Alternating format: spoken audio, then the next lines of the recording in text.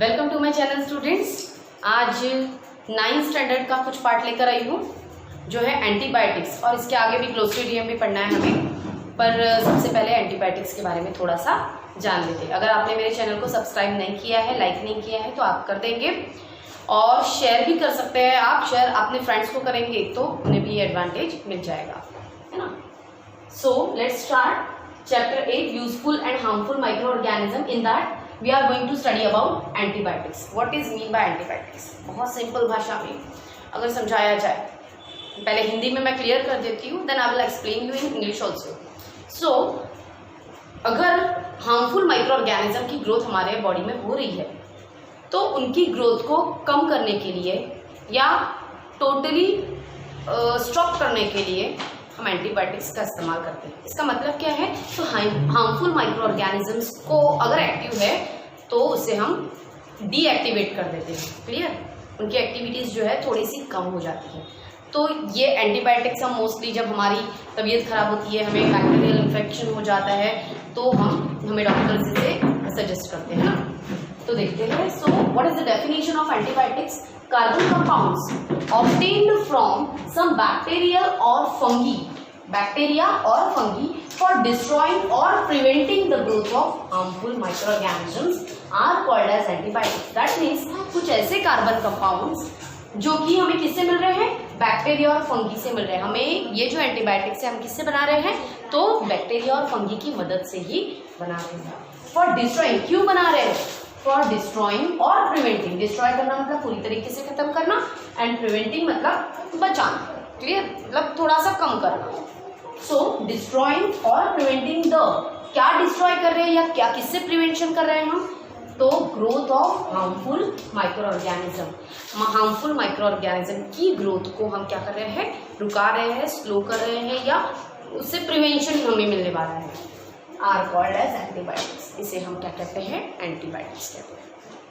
सो antibiotics ने 20th century की ये बहुत क्या बोलेंगे, बहुत अच्छा इन्वेंशन है। इसने बहुत सारे चेंजेस लाए। इवन ट्यूबरकुलोसिस जैसी जो बीमारी है, ट्यूबरकुलोसिस आपको पता है, टीबी, जिसमें इंसान को खाता है बहुत, उसके बाद बहुत वीक हो जाता है, कमज़ोर हो जाता है। सो ऐसी जो डिसीज़ है, इसको बहुत सारी कंट्री में अभी ये डिसीज़ पूरी तरीके से नष्ट हो चुकी है, अभी है ही नहीं। हाँ, फिर भी हमारी कंट्री में कहीं ना कहीं हमें ट्यूबरकुलोसिस की जो पेशेंट है बहुत ज़्यादा देखने के लिए मिलते हैं। इससे डेथ भी हो सकती। तो ऐसी डिसीज़ को के ऊपर हमने कंट्रोल पाया है, किसकी मदद से? With the help of antibiotics. Okay, अब हम कि एंटीबायोटिक्स दो टाइप के हैं। कौन से दो टाइप के? सो ब्रॉड स्पेक्ट्रम एंटीबायोटिक्स, एक है नैरो स्पेक्ट्रम एंटीबायोटिक्स। टाइप्स बोलो या हाँ टाइप ही बोलेंगे, ठीक है। ये क्या है? ब्रॉड स्पेक्ट्रम का मतलब क्या होता है, नैरो स्पेक्ट्रम का मतलब क्या होता है, ये थोड़ा सा मैं आपको क्लियर करती हूँ। इसे एक्सप्लेन करने के पहले एक सेंटेंस लिखा है हमारी बुक में कि antibiotics mainly act against bacteria. Bacteria के अगेंस्ट में तो एक्ट करता है, बट प्रोटोजोआ के अगेंस्ट में भी एक्ट करता है। प्रोटोजोआ भी ये क्या बोलेंगे, बैक्टीरिया के जैसे हार्मफुल हो सकते हैं या पैरासिटिक होते हैं, किसी के ऊपर डिपेंड करते हैं, किसी भी होस्ट बॉडी पर ये रहकर उसे हार्म करते हैं। क्लियर, वैसे 3 टाइप्स के प्रोटोजोआ होते हैं। अगर आपको बताया जाए तो अमीबॉइडल प्रोटोजोआ जिसे कहते हैं, फ्लैजिलेटेड प्रोटोजोआ कहते हैं, और यह है सीलिएटेड प्रोटोजोआ है। ये 3 टाइप्स के प्रोटोजोआ होते हैं। ऐसा कोई क्वेश्चन पूछेगा नहीं आपको, बट ठीक है, पता होने के लिए मैंने बता दिया। सो ब्रॉड स्पेक्ट्रम एंटीबायोटिक्स क्या है देखते हैं। तो अगर हमें डिसीज के बारे में पता ना हो, ये ऐसे एंटीबायोटिक्स है कि जो बहुत सारे माइक्रो ऑर्गेनिजम्स को किल कर सकती है, बहुत सारे अलग अलग वैरायटी के बैक्टीरियाज को किल कर सकती है या उसकी एक्टिविटीज़ को स्लो कर सकती है। सो कभी ऐसा हो जाए कि डिसीज का पता नहीं, आइडेंटिफिकेशन ना हो पाए, है ना, क्या हुआ एग्जैक्ट नहीं समझ में आ रहा है, इस केस में हमें ब्रॉड स्पेक्ट्रम एंटीबायोटिक्स दिए जाते हैं। ये मोस्टली बहुत सारे बैक्टीरियाज को के ग्रोथ को स्लो करने का काम करते हैं, ग्रोथ रेट जो है उसका कम करते हैं। तो ये इनके एग्जाम्पल दिए हैं, एम्पिसिलिन, एमोक्सिसिलिन एंड टेट्रासिलिन। ये 3 एग्जाम्पल्स दिए हैं, you have to learn it. Then narrow spectrum antibiotics क्या होते हैं? If we know the exact disease, है ना, if we diagnose the exact disease, हमने प्रॉपर पता कर लिया है कि कौन सा डिसीज से हुआ है, that time doctor use narrow spectrum antibiotics. ये दिया है पेनिसिलिन, जेंटामाइसिन, एरिथ्रोमाइसिन। ये जेंटामाइसिन भी बैक्टीरियल इन्फेक्शन में दिया जाता है, एरिथ्रोमाइसिन भी बैक्टीरियल इन्फेक्शन में दिया जाता है। जेंटामाइसिन जो है ये मोस्टली दिया जाता है यूरिनरी ट्रैक्ट के इन्फेक्शन में दिया जाता है, या फिर मेनिंगिटिस में दिया जाता है। मेनिंगिटिस क्या है? मेनिंजिस होता है हमारे ब्रेन में 3 लेयर्स होते हैं, ऊपर में कवर करने के लिए 3 लेयर्स होते हैं, उसे हम मेनिंजिस कहते हैं। और यहाँ पर कुछ प्रॉब्लम हो जाती है तो हमें जेंटामाइसिन भी दिया जा सकता है। उसके बाद है एरिथ्रोमाइसिन। स्किन इन्फेक्शन अगर हुआ है या यूरिनरी इन्फेक्शन हुआ है तो हमें ये दवाई मिलती है। क्लियर? ये एंटीबायोटिक्स देते हैं। तो यहाँ तक कि आपका ये टॉपिक क्लियर हो। So next topic is penicillin. आपके बुक में दिया है पेनिसिलिन। तो पेनिसिलिन क्या है? तो it is the group of antibiotics. Group है, एंटीबायोटिक्स का एक ग्रुप है ना। और किससे बना हुआ है? मैंने देखो इस फ्लो चार्ट के फॉर्म में लिखा है, एरो से मैं ये बता रही हूँ कि आगे आगे के पॉइंट्स क्या है। ओके, आप इसे कुछ अलग मत समझना। ग्रुप ऑफ एंटीबायोटिक्स, तो ये हमें कौन से फंगस से मिलते हैं? तो it is obtain from fungus Penicillium. Penicillium नाम के फंगस से हमें ये पेनिसिलिन नाम का जो एंटीबायोटिक है ये मिलता है। Then it controls infections. ये अलग अलग इन्फेक्शंस को कंट्रोल करते हैं। कौन सी टाइप के क्या बोलेंगे माइक्रोब से अगर ये हो रहा है तो caused by infection caused by staphylococci, clostridia या स्ट्रेप्टोकोकाई। ये 3 जो है नेम्स दिए हुए हैं। इन्फेक्शंस को कंट्रोल करते हैं। किससे होने वाले इन्फेक्शंस को कंट्रोल कर रहे हैं? तो स्टाफिलोकोकाई, क्लोस्ट्रीडिया एंड स्ट्रेप्टोकोकाई। ये फ्लो चार्ट को याद रखोगे तो एक पैरा पूरा याद हो जाएगा। Then penicillin. पेनिसिलिन जो है इसका इस्तेमाल कहाँ होता है, कब देते हैं? तो अगर हमें इन्फेक्शंस हो रहा है, ear, nose, throat, skin infections हो रहा है तो ये यूज में आता है हमारे, और उस बैक्टीरियल ग्रोथ को कम करता है। क्लियर? जो हार्मफुल बैक्टीरिया हमारी बॉडी में ग्रो हो रहे हैं उसे कंट्रोल करता है या कम करता है। या फिर निमोनिया में भी इसका इस्तेमाल होता है, पेनिसिलिन दिया जाता है। स्कारलेट फीवर का मतलब क्या है? स्कारलेट फीवर में एक कॉमन सिम्टम्स होते हैं कि हमारे गले में यहाँ थोड़ा सा दुखता है, बहुत ज़्यादा बुखार हो जाता है। ये मोस्टली 5 से 15 ईयर्स के स्टूडेंट्स में आता है। जनरल बुखार भी आप कंसिडर कर सकते हो, इसे स्कारलेट फीवर नाम दिया है। क्लियर? सो ये दिया है पेनिसिलिन के बारे में। अब जो दिया है आगे का पोर्शन है कि हमें एंटीबायोटिक्स जो है अपने मन से नहीं लेने चाहिए। क्वेश्चंस दिए हैं आपकी बुक में दिए हैं। व्हेन प्रिस्क्राइब बाय डॉक्टर, केवल जब आपके डॉक्टर आपको बताते हैं तभी आपको ये मेडिसिन लेने हैं। फिर है कि don't purchase any antibiotics from medicine stores without a prescription from a doctor. हाँ, ये तो मैंने अभी बता दिया आपको। और जब डॉक्टर बताते हैं तभी लेना है, अपने मन से। प्रिस्क्रिप्शन अगर पहले से हमारे पास, पहले भी हमें बुखार आया था तब डॉक्टर ने हमें ये एंटीबायोटिक्स दिए थे, तो अभी हम जो डॉक्टर के पास जाके यही फार्मेसी में जाकर ये एंटीबायोटिक्स फिर से लेकर आते हैं तो डॉक्टर की फीस बचा लेंगे, तो ये भी हमें नहीं करना है। उसके बाद है कि don't consume antibiotics on your own. ये मैंने जो अभी बताया। Treat common diseases like throat infections, common cold और इन्फ्लुएंजा। ऐसी बीमारियों में मोस्टली हमारे पेरेंट्स भी ऐसा करते हैं कि ठीक है पिछली बार जो ये दवाई दी थी हम वही ले लेते हैं, तो ऐसा हमें नहीं करना है। विदाउट प्रिस्क्रिप्शन हमें अपने मन से कोई भी काम नहीं करना है। Then even if you feel well before completely of the prescribed course, अगर आपको डॉक्टर ने बताया है कि ये आपको 3 डेज का लेना है और आपको 1 डे में ही अच्छा लगने लगा, एकदम नॉर्मल हो गया होगा, एकदम चलने फिरने लगे हो, अच्छे हो गए हो एकदम, तो आप क्या करते हो? दवाइयाँ बंद कर देती हो। तो हमें ये नहीं करना है। हमें जब तक इसका कोर्स है, 3 डेज का कोर्स मोस्टली होता है, तो 3 डेज तक इसे लेना ही है। अगर आप अच्छे भी हो जाते हो, आपको फील होता है कि आई एम वेरी वेल, अच्छा हूँ, fine, fit and fine, then also you have to take that medicine up to its course. Okay, don't suggest to others. हाँ, हम इतने दिमाग वाले होते हैं कि हम अपने फ्रेंड्स को भी सजेस्ट करते हैं। हमारे कोई होगा, हमारे घर में आजू बाजू का कोई भी होगा, हाँ ये मैंने दवाई ली थी तो आप भी ये ले लो और अच्छे हो जाओगे, सही हो जाएगा। कुछ नहीं है, इतना कुछ नहीं है, हम खुद ही डॉक्टर बन जाते हैं। तो हमें ऐसा भी नहीं करना है। हमें ऐसा कोई एडवाइस किसी को देना नहीं है किसी एंटीबायोटिक्स के बारे में। ओके, देन ये इंट्रोडक्शन टू साइंटिस्ट। फिलहाल इस बार के जो कोरोना की वजह से जो सिलेबस है ये थोड़ा सा कम हो गया है, तो इंट्रोडक्शन टू साइंटिस्ट इसमें कम हो गया है। तो आगे थोड़ा सा बढ़ते हैं, क्या है देखते हैं। Now next topic is fungi. Fungi जो है microscopic spores of fungi. Spores क्या होते हैं मैं थोड़ा सा क्लियर कर देती हूँ आपको। जैसे अगर फंगस को हम थोड़ा माइक्रोस्कोपिक लेवल पे देखते हैं या उसे जूम करके देखते हैं तो हमें ऐसा कुछ बना हुआ नजर आएगा। क्लियर? ये ऐसे धागे नजर आएंगे, आप देखते हो ना कॉटन के जैसे होते हैं। तो और यहाँ पर एक बॉल के जैसे नजर आएगा, इसे हम स्पोरेंजिया कहते हैं। और इसके अंदर जो होते हैं छोटे छोटे स्पोर्स होते हैं। ठीक है, इसके अंदर जो है स्पोर्स होते हैं। जब ये स्पोरेंजिया बर्स्ट हो जाता है, जैसे मान लो यहाँ से फुट जाएगा तो ये सारे स्पोर्स कहाँ बाहर आ जाएंगे, बाहर हो जाएंगे, यहाँ गिरेगा, यहाँ गिरेगा। तो ये फिर से यहाँ से इनके हाइफीज जो है thread like structures will develop here. Okay, और इनकी ग्रोथ होते ही रहेगी, मतलब ये बढ़ते रहेंगे। फंगस का बता रही हूँ। So microscopic spores of fungi present, ये स्पोर्स जो होते हैं हमारे हवा में प्रेजेंट होते हैं, एयर में प्रेजेंट होते हैं। और जब भी इन्हें मॉइस्चर मिल जाता है, थोड़ा सा गीलापन मिल जाता है, तो वो क्या हो जाता है, वहां पर सेट हो जाते हैं और फिर से रिप्रोड्यूस करने लगते हैं, डेवलप होने लगते हैं।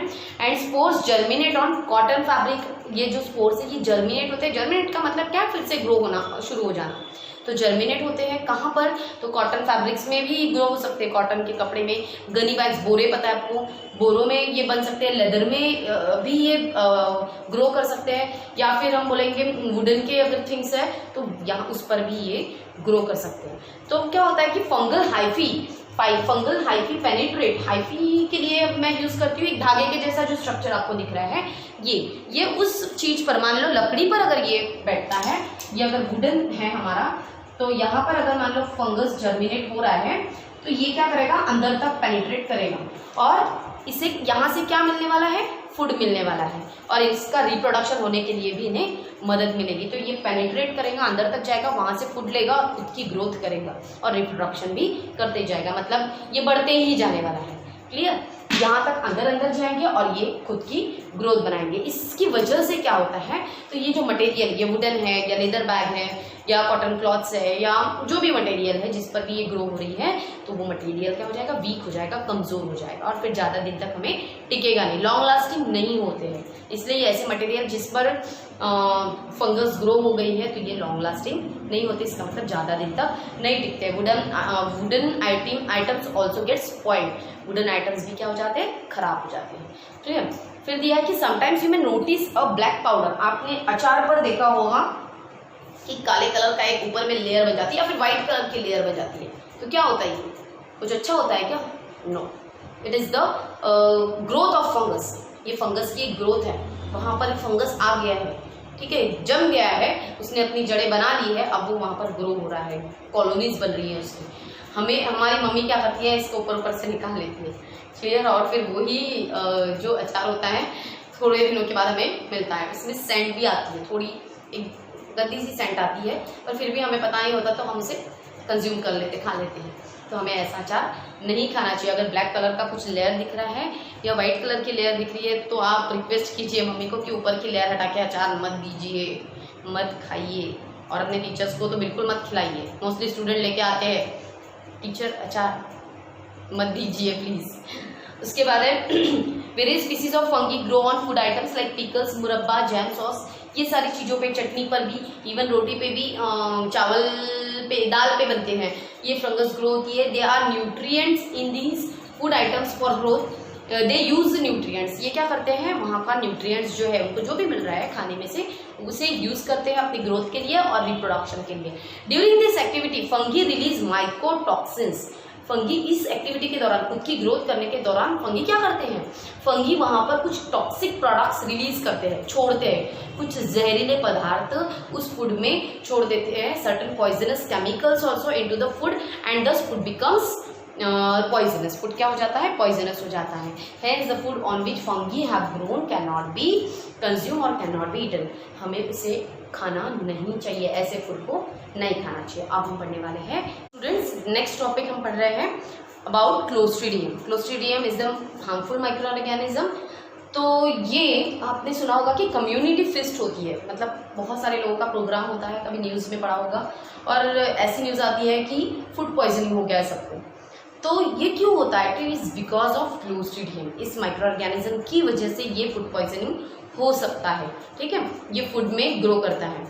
तो ये मोस्टली जो है 100 अगर स्पीसीज है इसके, 100 स्पीसीज में से कुछ स्पीसीज जो होते हैं वो हवा में फ्रीली ही ऐसे प्रेजेंट होते हैं, एयर में प्रेजेंट होते हैं और सॉइल में भी ये प्रेजेंट हो सकते हैं। क्लियर, कुछ स्पीसीज की बात कर रही हूँ स्पेशली।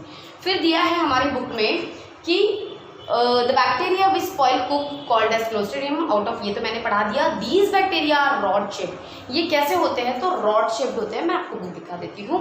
रॉड शेप्ड यहाँ पर दिया हुआ है।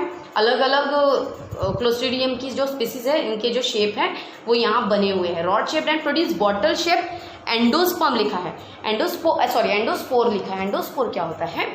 तो एक स्पोर हमने पढ़ा है। स्पोर का मतलब क्या होता है? ये रिप्रोडक्शन करते हैं। और एंडोस्पोर कैसे है? स्पोर के जैसे दिखते हैं बट ये रिप्रोड्यूस नहीं करते, रिप्रोडक्शन का काम नहीं करते हैं। ये ट्रू स्पोर्स नहीं है, सच्चे स्पोर नहीं है। क्लियर, ये सिर्फ एंडोस्पोर है कि ये स्पोर के जैसे दिखते हैं, इसलिए इनको स्पोर नाम दिया है। ठीक है, तो क्या दिया है? बॉटल शेप्ड एंडोस्पोर इन एडवर्स कंडीशन। अगर कंडीशन सही नहीं है तो ये एंडोस्पोर्स को प्रोड्यूस करते हैं। वह special characteristics of this bacteria, क्या स्पेशल कैरेक्टरिस्टिक दिया है? ये ऑक्सीजन के साथ विथस्टैंड नहीं कर सकते, मतलब ऑक्सीजन के साथ कॉम्प्रोमाइज नहीं कर सकते, ऑक्सीजन में प्रेजेंट नहीं रह सकते। And because they grow in anaerobic condition, क्योंकि वो एनारोबिक मतलब in the absence of oxygen, oxygen के एब्सेंस में ही ये ग्रो करते हैं, वहीं पर इनका प्रॉपर प्रोसेस चलता है। ठीक है, लिविंग प्रोसेस चलता है। अदर हार्मफुल माइक्रो ऑर्गेनिज्म के बारे में दिया है। Do only the clostridium bacteria cause illness, क्या केवल क्लोस्ट्रीडिया ही हमारे बीमारियों के कारण है? तो नहीं, इसका आंसर नहीं है। Other kinds of micro organism, बहुत सारे ऐसे माइक्रो ऑर्गेनिज्म है जैसे बैक्टीरिया है, वायरस है, प्रोटोजोआज है, फंगीज है, ये भी हमारे बीमारियों के कारण बन सकते हैं। फिर है कि you have learned about the viruses and smaller which are smaller than bacteria and can grow and reproduce only in the living cells. हमने वायरस के बारे में पिछले स्टैंडर्ड में पढ़ा है, 9th स्टैंडर्ड में, जो कि लिविंग सेल्स के अंदर ग्रो करते हैं और उन्हें हार्म भी पहुंचाते हैं, हमने ये भी पढ़ा था। And let us see how they are harmful us, हमें ये कैसे हार्म पहुंचाते हैं, किस तरीके से हार्मफुल है, इसके बारे में हम पढ़ने वाले हैं। इंट्रोडक्शन टू साइंटिस्ट नहीं है, इसलिए आपके लिए ये होमवर्क है, आप ये सेल्फ स्टडी करेंगे। क्लियर, ये नेक्स्ट पेज पे दिया हुआ है 94 पे, the spread and prevention of disease. मैं कुछ बताऊंगी, कुछ आपको सेल्फ स्टडी करना है। थोड़ा आपको ये दिखने में प्रॉब्लम हो सकती है, इतना छोटा नहीं दिखेगा, बट मैं उंगली रखती हूँ तो फिंगर से आपको ये अपनी बुक में ध्यान देना है कि मैंने कहाँ फिंगर आउट किया है। एड्स दिया है, डिसीज अगर एड्स हो रहा है तो पैथोजन मतलब कौन सा ऐसा माइक्रोब है जिसकी वजह से, पैथोजन मतलब हमारे बीमारी देने वाले माइक्रोब्स। ठीक है, सो पैथोजन है वायरस की वजह से एड्स होने वाला है। मोड ऑफ इन्फेक्शन, कैसे होगा ये infection? Through blood and semen of the infected person. Semen मतलब मेल की बॉडी में रिप्रोडक्शन की प्रोसेस के लिए जो हमारी आगे की पीढ़ी होती है, हमें जो बच्चे होते हैं इनके लिए सीमेन मेल की बॉडी में प्रेजेंट होता है। फिलहाल आप इतना ही ध्यान में रखेंगे, 10th स्टैंडर्ड में हमें इसके बारे में पढ़ना है। थ्रू द ब्लड, हमें ब्लड की वजह से या सीमेन की वजह से होता है। ठीक है, and milk of mother suffering from AIDS. इससे अगर एक बॉडी से, अगर ब्लड एक बॉडी से दूसरी बॉडी में दिया जाए, अगर एड्स जिसे है उसका ब्लड किसी और बॉडी को दिया जाए, हेल्दी पर्सन को दिया जाए, तो उससे भी एड्स हो सकता है। सीमेन की वजह से भी हो सकता है। अगर एड्स पर्सन का सीमेन अगर क्या बोलेंगे हेल्दी बॉडी में जाता है तो उससे भी हो सकता है। और अगर कोई ऐसी लेडी है जिससे एड्स हुआ है और वो अपने बच्चे को फीडिंग करा रही है तो उससे भी बच्चे को भी एड्स होने के चांसेस है। प्रिवेंटिव मेजर क्या है? तो हमें sexual contact, safe sexual contact बनाना है। इसके बारे में हम 9th में पढ़ने वाले हैं।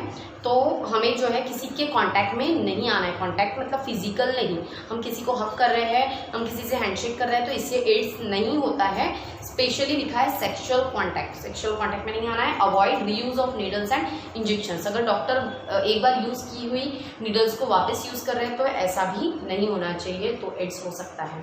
क्लियर, मतलब अगर हो सकता है कि किसी एड्स वाले इंसान को दिया हो इंजेक्शन और वही इंजेक्शन हमें देने में आया हो तो भी हमें एड्स हो सकता है। फिर दिया है हेपेटाइटिस दिया है, वायरस पैथोजन है, वायरस से होता है और ये कंटेमिनेटेड वाटर से हो सकता है या फूड से हो सकता है। खराब पानी या कंटेमिनेटेड मतलब दूषित पानी या फूड से हो सकता है। Clean and filter water and proper storage of food. Preventive measure क्या है? तो हमें अच्छा पानी, क्लीन और फिल्टर वाटर यूज करना चाहिए और फूड को प्रॉपर स्टोर करना चाहिए। फिर दिया इन्फ्लुएंजा, वायरस से हो रहा है contact with the infected person. कुछ यहाँ पर मैं मीनिंग बता देती हूँ। हेपेटाइटिस का मतलब जिसे हम हिंदी में पीलिया बोलते हैं ना, कावीड़ बोलते हैं मराठी में। फिर इन्फ्लुएंजा मतलब इसे हम फ्लू भी बोल सकते हैं, खांसी बुखार या सर्दी, ऐसे इसके सिम्टम्स होते हैं। फिर मिजल्स एंड चिकन पॉक्स दिया है। मिजल्स का मतलब गोवर जिसे बोलते हैं, चिकन पॉक्स मतलब क्या है, बड़े बड़े बॉल्स आ जाते हैं हमारी बॉडी पे ना, फोड़े आ जाते हैं। और जो गोवर आता है तो थोड़ा सा छोटे प्रमाण पे बहुत ज़्यादा आता है, ठीक है। एक ही प्रकार है वो measles and chicken pox, clear. Chicken pox में वो हिंदी मराठी में कांजनिया भी बोलते हैं, क्लियर। फिर है बर्ड फ्लू। ये फ्लू है बर्ड्स की वजह से, मतलब एनिमल्स की वजह से, बर्ड्स की वजह से ऐसे फ्लू होते हैं। स्वाइन फ्लू है। डेंगू का मीनिंग पता है। निमोनिया भी आपको पता है। ये कुछ जो डिसीजेस है ये हम इन्हीं नाम से जानते हैं, ओके। लेप्रोसी मतलब कुष्ठ रोग जिसे बोलते हैं हम, जिसमें उंगलियां वगैरह पूरी छोटी छोटी हो जाती, गल जाती है ना, उंगलियां नहीं रहती है। फिर है कॉलरा है, मलेरिया है, डैंड्रफ, रिंगवॉर्म्स, स्कैबीज। डैंड्रफ का मतलब दिया है होता है हमारी बॉडी में, सिर में जो होता है वो डैंड्रफ। रिंगवॉर्म्स मतलब दाग जिसे कहते हैं, एंड स्कैबीज का मतलब खुजली, खुजली जैसी कुछ बीमारी, क्लियर।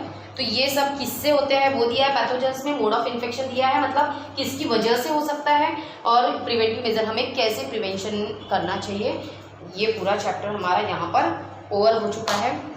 Chapter is over. और अभी भी आपको कोई डाउट है तो आप कमेंट बॉक्स में कमेंट कीजिए, और फिर भी कोई डाउट है तो जो स्टूडेंट्स मुझे पर्सनल मिलते हैं they can ask me personally also. और आज की वीडियो में इतना ही। Next video I will send you next time. Thank you.